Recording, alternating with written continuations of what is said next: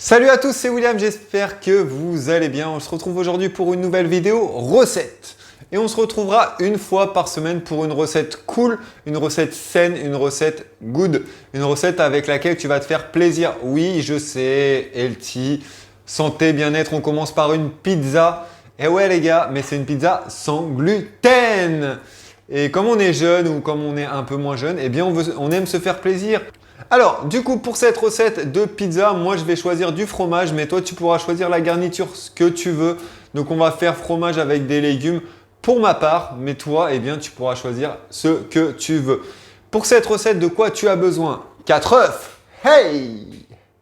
Et du coup, tu auras besoin aussi de 30 grammes de farine de coco, tu auras besoin de 60 grammes de poudre d'amande, une cuillère à soupe de citron, tu auras besoin de 4 cuillères à soupe d'huile d'olive et est-ce que j'oublie quelque chose? Une cuillère à soupe de bicarbonate alimentaire.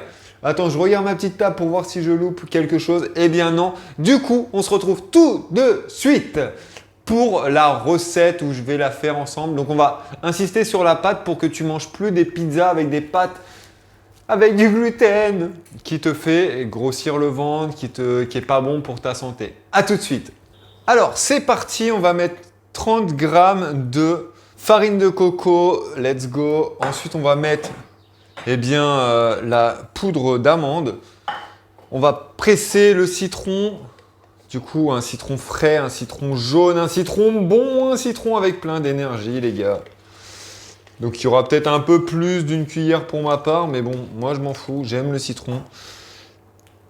Tac.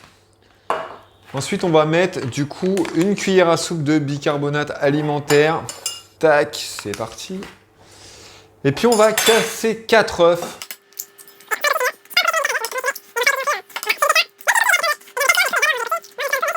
On va touiller un petit peu notre patoune. Et après, on rajoutera une cuillère à soupe d'huile d'olive.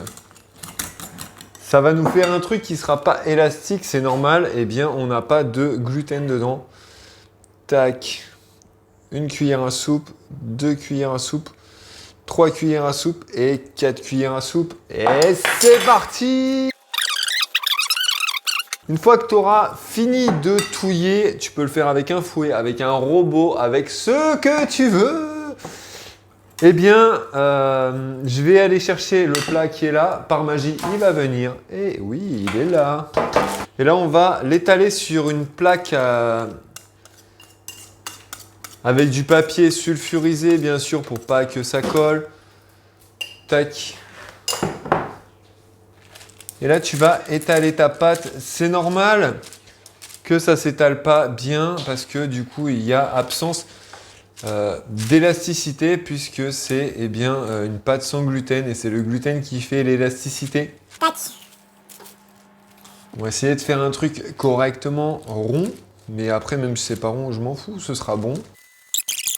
Ensuite, qu'est-ce que je vais faire? Eh bien, je vais mettre ça au four à 220 degrés pendant 15 minutes et on se retrouve du coup dans 15 minutes pour vous montrer le résultat. Il va falloir qu'elle dore et une fois qu'elle aura dormi, eh bien, on se retrouve. Non, je rigole, mais une fois qu'elle aura doré, eh bien, elle sera bonne et on pourra s'en servir pour mettre notre garniture dessus. On se retrouve dans 15 minutes. Ciao! On va avec notre pâte qui a doré tout simplement. Maintenant, on va passer à la garniture comme je t'ai dit.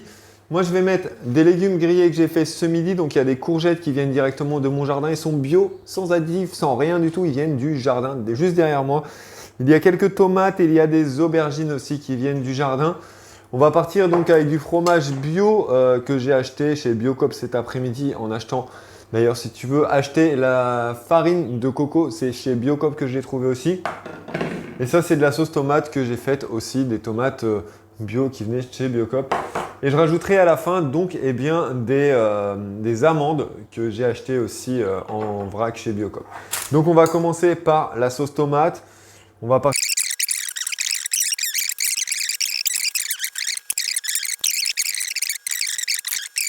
Voilà, je t'ai épargné le temps où j'ai préparé ma pizza. Voilà, la pizza elle est prête, donc je vais l'enfourner et je te montre le résultat tout à l'heure. Donc encore une fois, toi tu es libre de mettre les ingrédients que tu veux. Si tu ne manges pas de de fromage, tu peux mettre autre chose, tu peux mettre des carottes, des épinards, tu peux mettre tout ce que tu veux.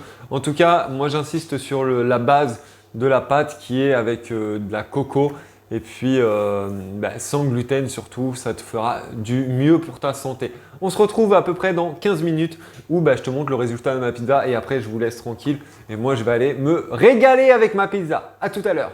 Voilà, ça y est, après 15 minutes au four, ma pizza est prête. Je vous invite à vous avancer et je vous montre ma petite pizza. En tout cas, moi je suis satisfait du résultat et puis je vous laisse vous faire la recette et vous régaler. Moi en tout cas, j'y vais. Bon appétit à tous et merci. N'hésitez pas à liker la vidéo et à nous mettre des pouces bleus, à mettre des commentaires selon vous à quoi vous préférez votre pizza et à vous abonner à la chaîne. Merci et à bientôt.